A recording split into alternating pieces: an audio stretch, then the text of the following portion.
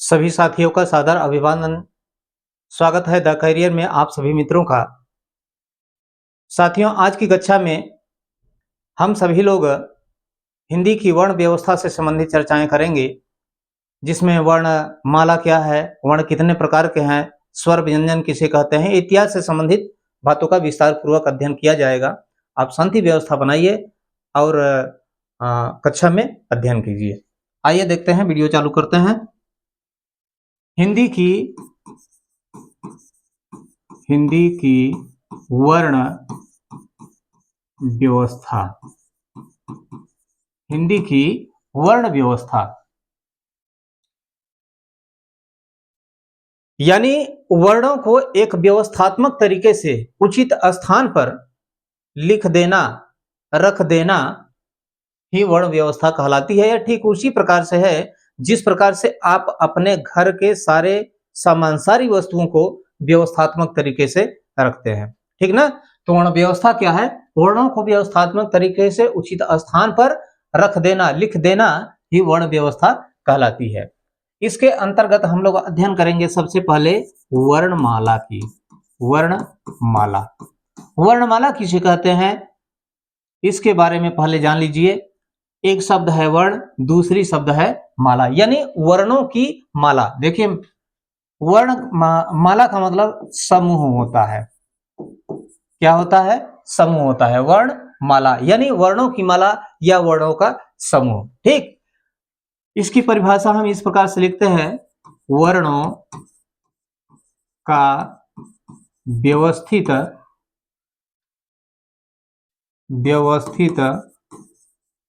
समूह, ठीक ना। सांकेतिक रूप में यह वर्णमाला का अर्थ परिभाषा है वर्णों का व्यवस्थित समूह। कहने का मतलब वर्णों को एक व्यवस्थित समूह के रूप में लिख देना या उचित स्थान पर रख देना ही क्या कहलाता है?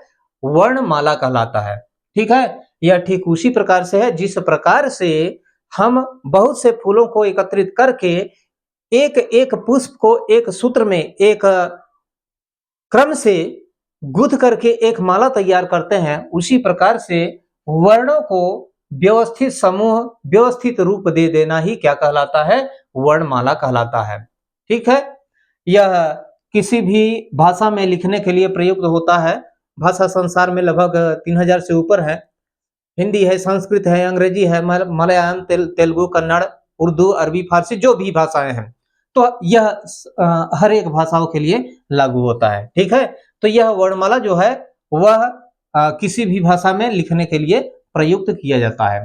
अब इसमें एक शब्द है, माला का मतलब हमने बता दिया, एक शब्द और बचा है वर्ण। आप पूछेंगे कि वर्ण किसे कहते हैं, तो मैं इसके ऊपर भी चर्चा कर लेना चाहता हूं।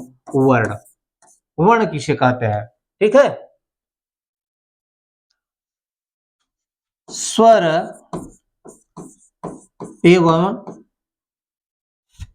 स्वर रहित, स्वर एवं स्वर रहित व्यंजन, स्वर एवं स्वर रहित व्यंजन क्या कहलाते हैं? वर्ण कहलाते हैं। हमने क्या कहा? स्वरों की संख्या कितनी है? 11 है, और धन 2, यानी कुल मिलाकर के कितनी है? 13, ठीक है ना। 11 मूल स्वर हैं और 2 अयोगवाह हैं, दोनों को मिलाकर के स्वरों की संख्या कितनी हुई? 13 हुई। परीक्षा में यदि पूछ दे कि मूल स्वरों की संख्या कितनी है, तो आप हमेशा लिखेंगे 11। यदि पूछता है कि कुल स्वरों की संख्या कितनी है, तो कुल स्वरों की संख्या कितनी है? 13। तो ये सभी स्वर तथा स्वर रहित व्यंजन जो भी हैं, उनको, उन सब का सम्मिलित रूप को हम क्या कहते हैं? वर्ण कहते हैं, ठीक है ना। अब मित्रों ध्यान दीजिए, यह क लिखा हुआ है। अब यहां पर जो हेड लिखा हुआ है स्वर रहित व्यंजन, तो आप ये बताइए कि यह भी व्यंजन है, तो यह स्वर रहित व्यंजन है या स्वर सहित व्यंजन है ना।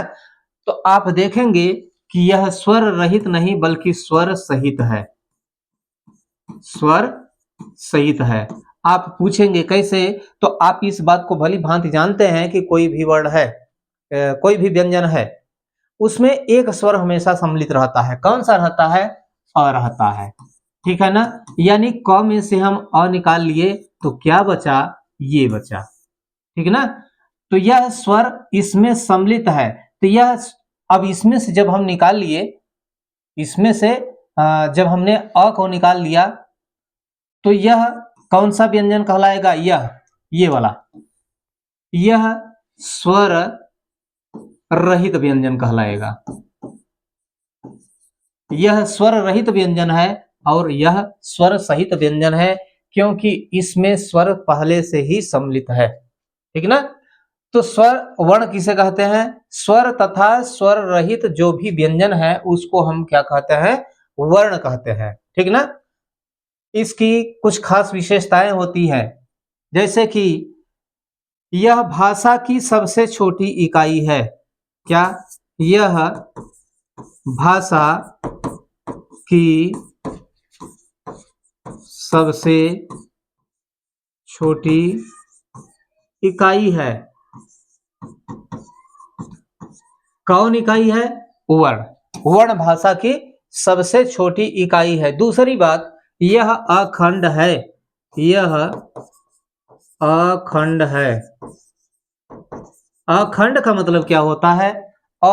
धन खंड, अ माने नहीं, खंड माने टुकड़े, यानी जिसके टुकड़े नहीं किए जा सकते, जिसका विभाजन नहीं किया जा सकता, जिसको तोड़ा नहीं जा सकता है, वह अखंड है। तो यह जो वर्ण है, वर्ण का खंडन नहीं किया जा सकता। जैसा कि यही उदाहरण हमने बताया, क में से हमने अ को निकाला तो यह शेष बचा। क्या इसको और भी छोटा किया जा सकता है? सोचने की बात है, सोचकर बताइए, क्या इसको और भी छोटा किया जा सकता है? अर्थात इसको छोटा नहीं किया जा सकता है। कहने का मतलब कि यह अखंड है। ठीक है ना? ठीक। अब बात आगे बढ़ी और हम चले वर्ण के प्रकार की ओर। वर्ण के प्रकार। वर्ण के कितने प्रकार हैं? ठीक है ना? वर्ण के कितने प्रकार हैं? तो यहां पर देखिए, वर्ण दो प्रकार का होता है। कितने प्रकार का होता है? एक चार्ट बना रहा हूं, इस पर आप लोग ध्यान दीजिएगा। एक होता है स्वर और दूसरा होता है व्यंजन। एक होता है स्वर और दूसरा होता है व्यंजन। ठीक ना?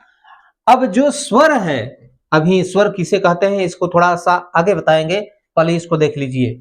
स्वर भी दो भागों में बटा हुआ है। ठीक ना? एक है ह्रस्व, एक है ह्रस्व और दूसरा है दीर्घ। ह्रस्व किसे कहते हैं, दीर्घ किसे कहते हैं, इस पर भी थोड़ी आगे चर्चा होगी, अभी नहीं। ठीक है ना? धैर्य बनाए रखिए। इसके बाद ह्रस्व में कौन कौन से स्वर सम्मिलित हैं? ठीक ना?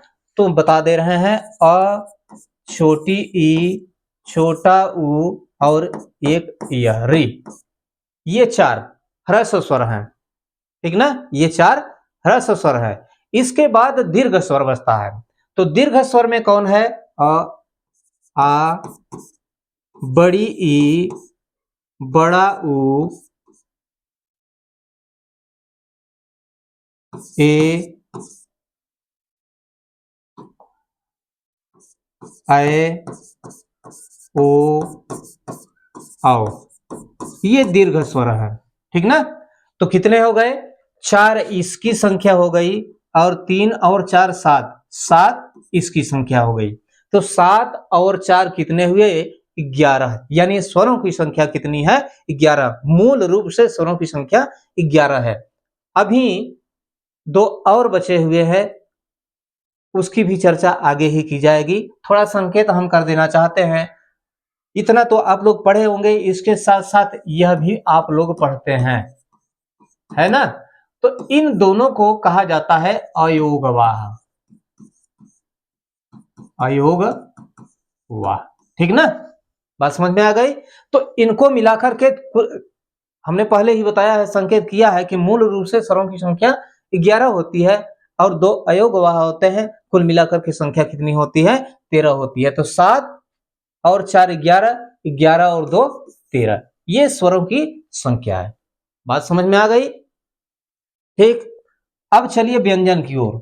व्यंजन भी दो प्रकार, व्यंजन को भी निम्नलिखित भागों में बांटा गया है। कौन कौन सा व्यंजन? पहला है स्पर्श व्यंजन। कौन सा है? स्पर्श व्यंजन। इसकी संख्या है 25। पहला है स्पर्श व्यंजन, इसकी संख्या कितनी है? 25। क से म, म तक, क से म तक आप गिनिए तो इसकी संख्या 25 आएगा। ठीक ना? इसके बाद अंतस्थ है, दूसरा नंबर है अंतस्थ। अंतस्थ व्यंजन, अंतस्थ व्यंजन की संख्या 4 है। ठीक है ना? कौन कौन है? य, र, ल और व। ये 4 संख्या हो गई। स्पर्श व्यंजन हो गया, अंतस्थ व्यंजन हो गया। अंतस्थ व्यंजन की संख्या कितनी है? 4। कौन कौन से है? य, र, ल और व। इसके बाद नंबर आता है ऊष्म व्यंजन का। कौन सा? ऊष्म व्यंजन। ठीक ना? ऊष्म व्यंजन कौन सा है? इसकी भी संख्या 4 है। कितनी है? 4। आप पूछेंगे कि अब ऊष्म व्यंजन में कौन कौन से व्यंजन शामिल है? तो बता दें, स, षटकोण वाला स, फिर सरौता वाला स, फिर ह। ये 4 ऊष्म व्यंजन हो गए। ठीक। इसके बाद नंबर आता है संयुक्त व्यंजन का। कौन सा? संयुक्त, संयुक्त व्यंजन। इसकी भी संख्या कितनी है? 4 है। संयुक्त व्यंजन की संख्या कितनी है? 4 है। कौन कौन से हैं? छत्री वाला छ, त्र, ज और एक है स्र। ठीक ना? अब जोड़िए, व्यंजनों की संख्या कितनी हो गई? आप जोड़िए, 25 से 4 29, 29 और 4 33, 33 और 4 37। ठीक ना? 37 हो गए। इसके बाद एक चीज और ध्यान में आप दीजिए कि जितने भी व्यंजन हैं सबको हमने यहां पर लिख दिया है। ठीक है ना? लेकिन दो ऐसे भी व्यंजन हैं जो कि व्यंजन की कोटि में नहीं आते हैं, वर्णमाला में व्यंजन की कोटि में सम्मिलित नहीं है, फिर भी व्यंजन उनको माना जाता है, हिंदी भाषा में उनको व्यवहृत किया जाता है। तो ऐसे कौन कौन से व्यंजन है? एक है ड़ और एक है ढ़। ठीक है ना? अब आप पूछेंगे कि इनमें से किसमें सम्मिलित है, तो मैं बता दूं कि न तो स्पर्श व्यंजन है, न तो अंतस्थ, न तो ऊष्म, न तो संयुक्त व्यंजन है। इन दोनों व्यंजनों को कहा जाता है द्विगुण व्यंजन। कौन सा कहा जाता है? द्विगुण, द्विगुण व्यंजन। ठीक है? तो व्यंजन को कितने भागों में बांटा गया है? 1 2 3 4, मुख्य रूप से 4 भागों में बांटा गया है। गौणतः इसको 5 भागों में बांटा गया है। ठीक। तो ये रहा वर्ण के प्रकार। अब हम इस पर जो चार्ट हमने बनाया है, इस पर थोड़ा बारी बारी से हम लोग अध्ययन करते हैं इसका। तो आइए चलते हैं सबसे पहले स्वर की ओर। ठीक। स्वर। अब स्वर किसे कहते हैं?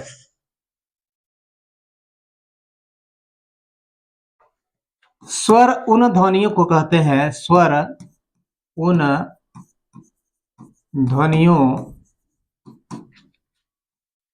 को कहते हैं जो स्वयं उच्चरित होते हैं। स्वर किसे कहते हैं? स्वर उन ध्वनियों को कहते हैं जो स्वयं उच्चरित होते हैं, यानी जिनका उच्चारण स्वयं होता है, उनको हम क्या कहते हैं? स्वर कहते हैं। ठीक। इसकी भी कुछ खास विशेषताएं हैं। पहली बात, अल्प प्राण। अल्प प्राण। दूसरी बात घोष। अब आप पूछेंगे कि ये किस चिड़िया का नाम है भाई, मतलब इसका क्या अर्थ है, यह किसको कहते हैं, इसका अर्थ क्या है ना। तो अल्प प्राण, देखिए यहां लिखा हुआ है प्राण, प्राण का मतलब हवा होता है, वायु होता है। बात समझ में आ गई। जब हम आवाज करते हैं, मुंह से किसी भी शब्द का उच्चारण करते हैं, किसी भी वर्ण को बोलते हैं, तो हमारे अंदर से, शरीर के अंदर से एक हवा बाहर निकलती है, एक हवा नहीं, हवा बाहर निकलती है, और उसी के अनुसार किसी भी शब्द का, किसी भी वर्ण का, किसी भी व्यंजन का हम लोग उच्चारण कर पाते हैं, ठीक है ना। तो यहाँ पर प्राण का मतलब हवा हो गया, प्राण का मतलब हवा, और अल्प माने होता है बहुत, बहुत थोड़ा,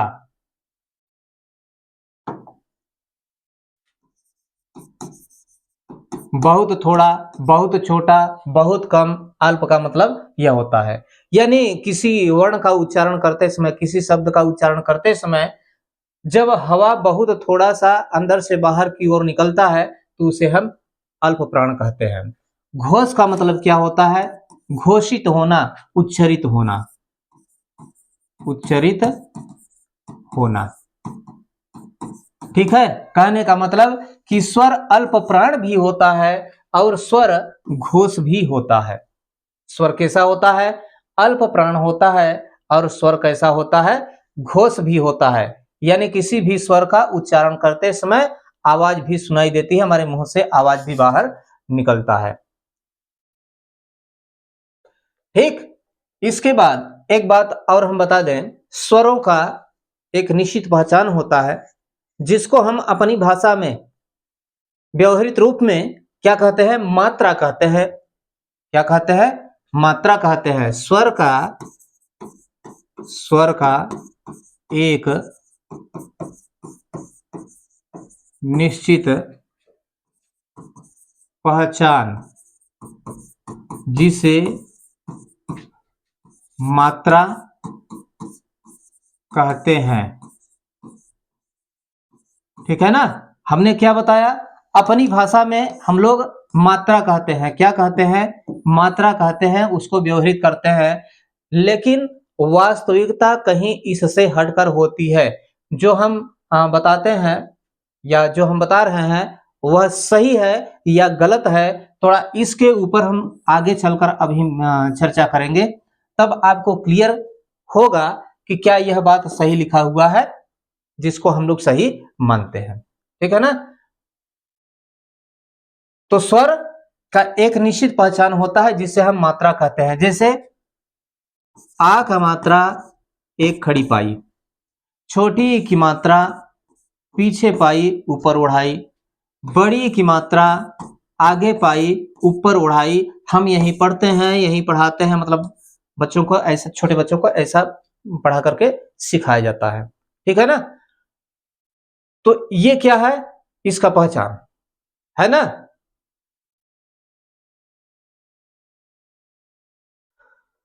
ठीक। अब स्वर, स्वर की संख्या कितनी है, हमने पहले भी संकेत किया है। स्वर की संख्या कितनी है, 11।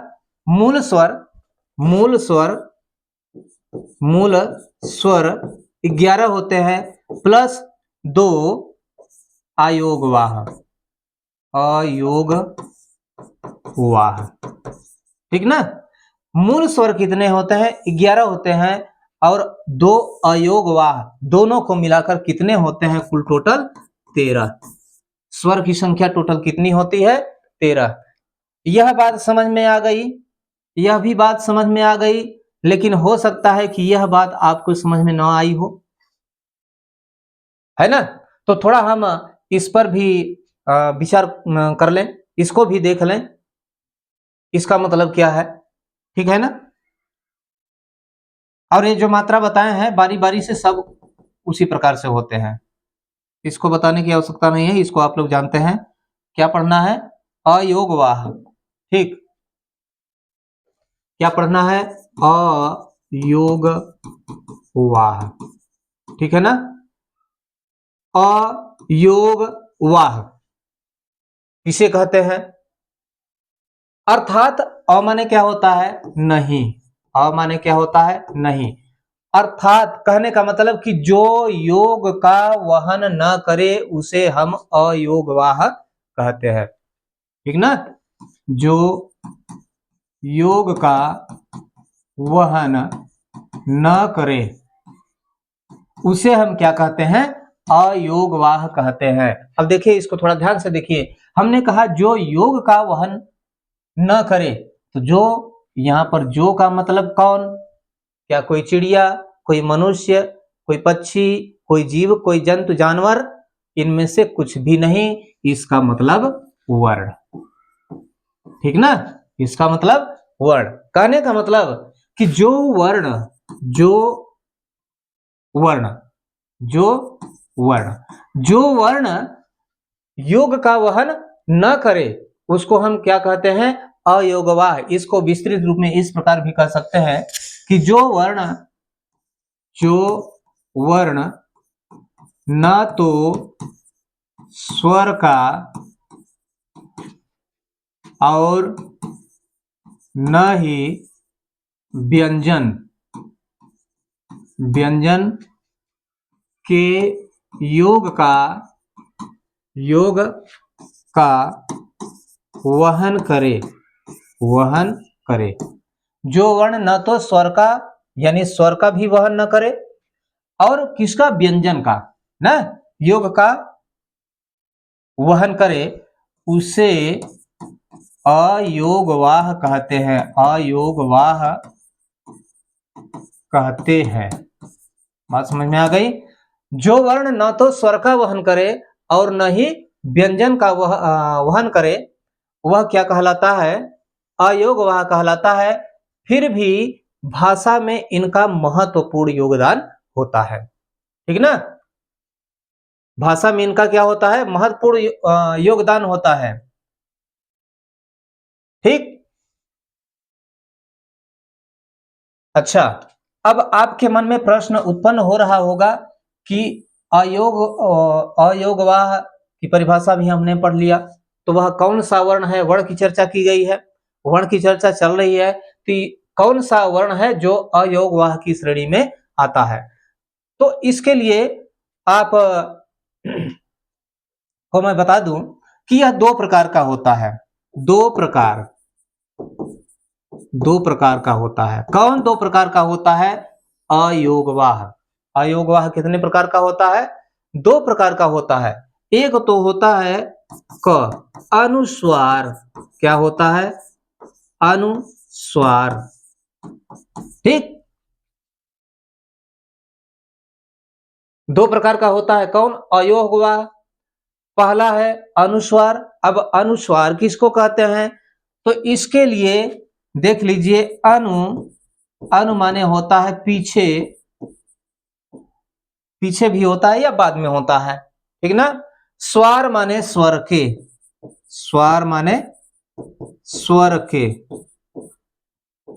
ठीक ना। अनु माने पीछे और स्वार माने स्वर के। कहने का मतलब कि ऐसा वर्ण जो किसी स्वर के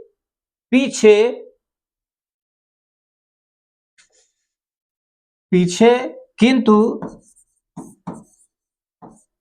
ऊपर, ठीक ना, पीछे किंतु ऊपर प्रयुक्त हो, उसे हम क्या कहते हैं? अनुस्वार, ठीक ना। अनु का मतलब पीछे, स्वर माने स्वर के, यानी ऐसा वर्ण जो किसी स्वर के पीछे किंतु ऊपर प्रयुक्त हो, उसे हम क्या कहते हैं? अनुस्वार कहते हैं। क्या कहते हैं? अनुस्वार कहते हैं। इसका चिन्ह यहां है, ये है इसका चिन्ह, ये है। बात समझ में आ गई? इसको हम अनुस्वार कहते हैं, ठीक है ना। ध्यान दीजिए क्या लिखा है, पीछे किंतु ऊपर। ऊपर का मतलब क्या, क्या छत के ऊपर, पेड़ के ऊपर, आसमान में? नहीं, ऐसी कोई बात नहीं है। हम जब भी हिंदी लिखते हैं तो एक सिरोरेखा का प्रयोग करते हैं, ठीक है ना। जैसे हमने कहा, हमने ये बात लिखी हुई है, यही इसी को पढ़ लीजिए। ये लिखा हुआ है, इसके ऊपर जो रेखा लगाई गई है, इस रेखा का नाम क्या है, सिरोरेखा। तो सिरोरेखा के ऊपर यह बिंदी का लगाना ही अनुस्वार कहलाता है, ठीक है ना। जैसे हमने कहा मंद, म पर क्या लगा है, बिंदी लगा है ना। और गेंद लिखा है ना, ये बिंदी लगा है, अनुस्वार का पहचान ये लिखा हुआ है, ठीक है ना। इसमें देख लीजिए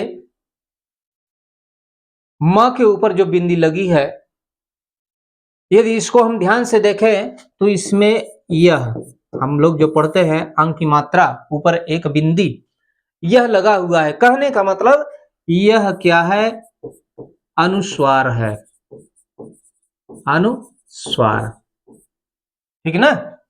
इसका नाम क्या है, अनुस्वार है। सिरोरेखा के ऊपर जो बिंदी लगाई जाती है उसको हम अनुस्वार के नाम से जानते हैं, अर्थात यह जो स्वर की श्रेणी में सम्मिलित है यही अनुस्वार है। और यह किसके अंतर्गत आता है, अयोगवाह के अंतर्गत आता है, ठीक है ना। पहला तो हो गया। और दूसरा क्या है, दूसरा है विसर्ग। विसर्ग, विसर्ग के बारे में आपको बताने की आवश्यकता नहीं है, आप भली भांति जानते हैं। जो स्वर के बाद में ऊपर और नीचे दो बिंदियां लगाई जाती हैं। स्वर के बाद में ऐसे देखिए, स्वर के बाद ऊपर और नीचे दो बिंदु, दो बिंदु ऐसे क्या कहलाता है, विसर्ग कहलाता है, ठीक है ना।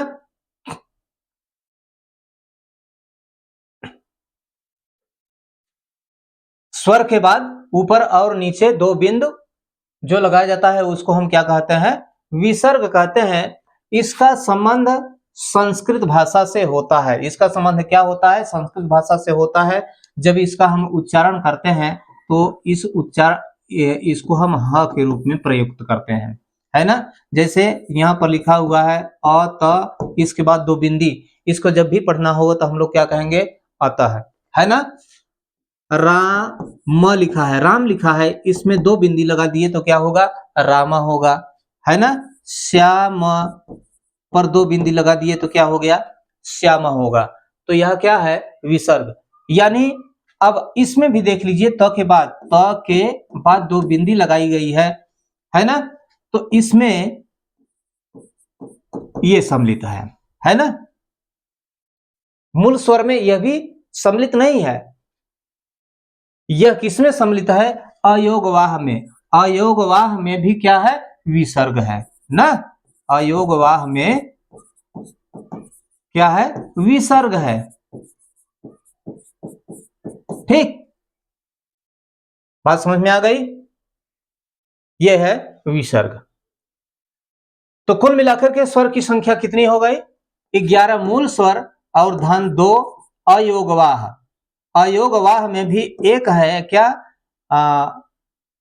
अनुस्वार, अनुस्वार, और दूसरा क्या है, विसर्ग, ठीक ना। विसर्ग, कुल मिलाकर के संख्या कितनी हो गई, 13 हो गई, ठीक ना। ठीक। अच्छा, एक चीज और,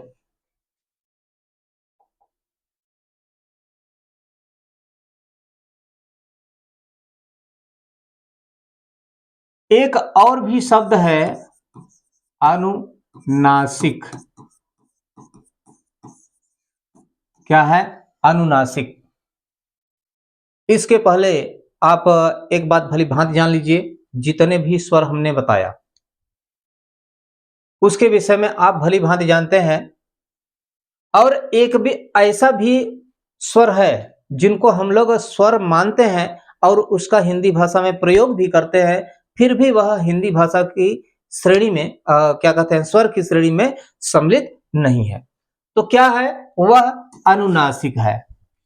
ठीक है ना, वह कौन सा है, अनुनासिक है।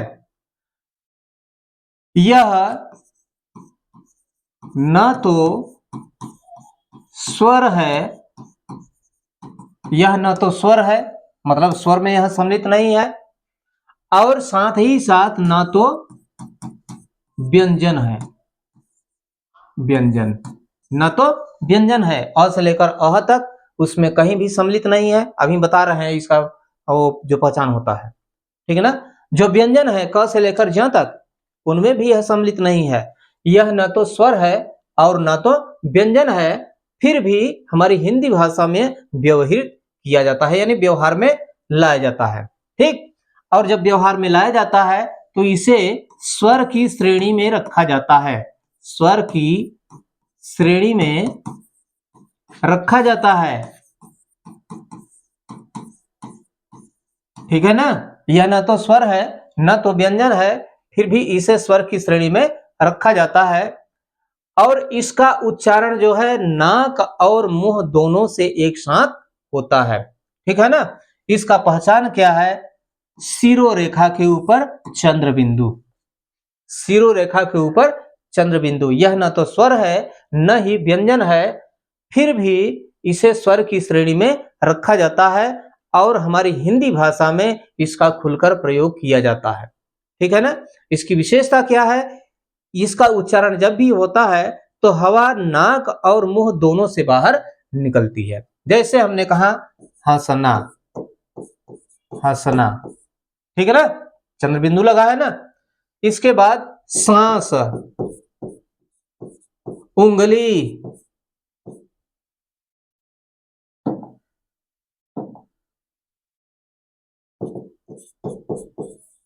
ठीक है ना। तो ये सब क्या है, जो ऊपर चंद्र बिंदु लगा है उसका नाम क्या कहलाता है, अनुनासिक कहलाता है। ठीक,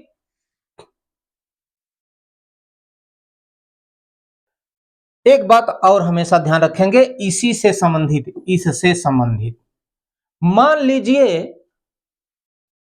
कि किसी वर्तनी का प्रयोग किया गया है किसी वर्ण के ऊपर, ऊपर नहीं बगल में भी होता है, किसी वर्ण के बाद यदि किसी वर्तनी का प्रयोग किया गया है तो भी क्या हम इसका प्रयोग कर सकते हैं अथवा नहीं कर सकते हैं, तो जी हां कर सकते हैं, लेकिन रूप थोड़ा इसका बदल जाता है। कैसे होता है, मान लीजिए कोई वर्तनी का प्रयोग हुआ है, मान लीजिए इस वर्तनी का प्रयोग हुआ है, तब इसको हम नहीं लगाएंगे बल्कि इसके बदले में क्या करेंगे, मात्र एक बिंदु का प्रयोग करेंगे।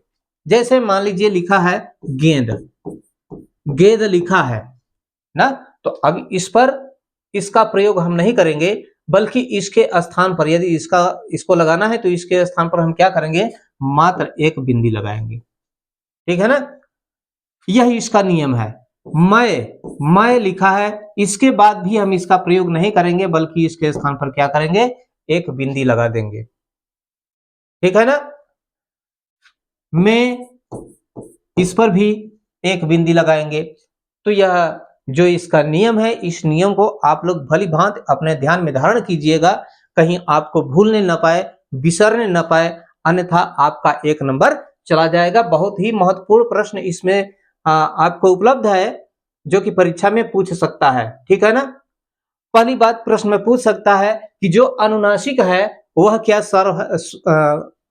स्वर है अथवा नहीं है, व्यंजन है अथवा नहीं है, कहीं दोनों तो नहीं है ना, यह स्वर की श्रेणी में रखा जाता है अथवा नहीं जाता है, व्यंजन की श्रेणी में रखा जाता है ना। इसके बाद इसका प्रयोग करते समय यदि कोई शिरोरेखा के ऊपर या किसी वर्ण के बाद किसी वर्तनी का प्रयोग किया गया है तो इसका प्रयोग किया जा सकता है कि नहीं किया जा सकता है, तो इसके प्रयोग के बदले हम लोग क्या करेंगे, मात्र एक बिंदी का प्रयोग करेंगे। ठीक है, तो ये रहा अनुनासिक। अब एक और महत्वपूर्ण बात हमने पीछे ही बताया है, इस शब्द का प्रयोग हमने किया है, मात्रा। इस शब्द का प्रयोग किया है और हमने कहा है कि आगे चलकर इसके विषय में थोड़ा पढ़ेंगे, जानेंगे, ठीक है ना। हमने पहले भी थोड़ा संकेत किया है, आ का मात्रा एक खड़ी पाई, छोटी की मात्रा पीछे पाई ऊपर उठाई, ये सब हमने प्रयुक्त किया है, संकेतित किया है। आप लोग पढ़ते भी हैं, पढ़ाते भी हैं, जानते भी हैं, ठीक। लेकिन वास्तविक रूप से यदि देखा जाए तो मात्रा का इससे थोड़ा हट करके अर्थ होता है, ठीक है ना। मात्रा का इससे हटकर अर्थ होता है। क्या अर्थ होता है? उच्चारण समय, उच्चारण समय या काल। कहने का मतलब किसी भी ध्वनि के उच्चारण में जो समय लगता है, जो काल या समय लगता है, हम उसको क्या कहते हैं? मात्रा कहते हैं। ठीक है, बात समझ में आ गई। किसी ध्वनि के उच्चारण में जो समय लगता है, जो काल लगता है, उसको हम क्या कहते हैं? मात्रा कहते हैं, ठीक है ना। और मात्रा का सीधा संबंध किससे होता है? काल से होता है, ठीक है ना। कुछ ध्वनियां ऐसी होती है कि जो कि अल्प प्राण होती है ना, मतलब कि अल्प प्राण नहीं, अल्प समय में बोली जाती है, मतलब बहुत झटके के साथ बोली जाती है ना। जैसे इसको, है ना, यह क्या लिखा है? ई, ठीक। और कुछ ध्वनियां ऐसी होती हैं जिनको आराम से बोला जाता है, जिनको बोलने में थोड़ा अधिक समय लगता है। यह क्या लिखा है? ई। यह क्या लिखा है? ई, है ना। उसी प्रकार से यह क्या लिखा है? कु। और यह क्या लिखा है? कु। अंतर हुआ ना? अंतर हुआ ना? तो कुल मिलाकर के किसी भी ध्वनि के उच्चारण में जो समय लगता है, उस समय को हम क्या कहते हैं? मात्रा कहते हैं, है ना। तो फिर यह जो यहां पर यह लिखा हुआ है, ये सब इसको क्या कहते हैं? अब प्रश्न उत्पन्न हो गया कि जब मात्रा का मतलब काल होता है, समय होता है, उच्चारण समय होता है, तो फिर इसका मतलब क्या हुआ? यह क्या चीज है? यह किस कोटि में है? यह किस श्रेणी में रखा गया है? तो उसके लिए भी बता दो। वर्तनी, उसको क्या कहते हैं? वर्तनी, ठीक है। वर्तनी का मतलब क्या होता है? लिखने की रीति, लिखने की रीति, लिखने की रीति। जो लिखने की रीति होती है, जो लिखने का नियम होता है ना, उसको हम वर्तनी के नाम से जानते हैं। संस्कृत में इसे लिपि कहते हैं। संस्कृत में इसे क्या कहते हैं? लिपि कहते हैं। संस्कृत में क्या कहते हैं? लिपि कहते हैं, ठीक है ना। और लिपि के साथ साथ इसको अक्षरी भी कहते हैं। लिपि के साथ साथ क्या कहते हैं? अक्षरी भी कहते हैं। और उर्दू में इसे, उर्दू में इसे हिज्जे के नाम से, हिज्जे कहते हैं। क्या कहते हैं? हिज्जे कहते हैं, है ना। और अंग्रेजी में क्या कहते हैं? स्पेलिंग। अंग्रेजी में क्या कहते हैं? स्पेलिंग कहते हैं, ठीक है ना। तो वर्तनी क्या है? लिखने की जो रीति है, जो उसका नियम है, ठीक है ना, उसको हम वर्तनी के नाम से जानते हैं, ठीक। जैसे हमने लिखा का, जैसे हमने क्या लिखा? का। क पर आ का मात्रा लगा हुआ है, यह लगा हुआ है, ठीक है ना। तो यह क्या है? लेकिन, लेकिन यह शब्द लिखा हुआ है ना। तो इस पर यह जो लगा हुआ है, यह जो लगा हुआ है, यानी एक चुंडी और ये, इन सब का नाम क्या है? इसे क्या कहते हैं? हम वास्तव में देखा जाए तो इसे मात्रा नहीं बल्कि क्या कहते हैं? वर्तनी कहते हैं। प्रश्न में, पेपर में वर्तनी से संबंधित प्रश्न भी पूछे जाते हैं। आपको तो पता ही होगा, इसको तो बताने की कोई आवश्यकता ही नहीं है ना? तो इस बात को आप लोग ध्यान में रखिएगा कि वर्तनी जो लिखने की रीति होती है उसको हम क्या कहते हैं? वर्तनी कहते हैं। मात्रा किसे कहते हैं? उच्चारण में लगा हुआ समय जो होता है वह मात्रा कहलाता है, ठीक है ना? अनुनासिक क्या होता है? यह अनुनासिक है, ठीक है ना? अनुस्वार क्या है? यह अनुस्वार है। विसर्ग क्या है? यह विसर्ग है, ठीक। वर्ण किसे कहते हैं? स्वर तथा स्वर रहित व्यंजन को हम क्या कहते हैं? वर्ण कहते हैं। अच्छा, एक चीज और, जो वर्ण होता है वह हमेशा घोष और अल्प प्राण होता है। क्या होता है? घोष और अल्प प्राण होता है। घोष, घोष का मतलब किसी वर्ण का उच्चारण करते समय एक आवाज सुनाई देती है ना, कि कोई बोल रहा है, कोई कुछ कह रहा है। अल्प प्राण का मतलब कि बहुत थोड़ी सी हवा अंदर से बाहर की ओर निकलती है। बात समझ में आ गई? ठीक। तो यह रही आज की कक्षा। आज की कक्षा यहीं पर संपन्न की जाती है। पुनः अगले दिन अगले वीडियो के साथ अगले टॉपिक को लेकर के मंच पर उपस्थित होंगे। तब तक के लिए धन्यवाद।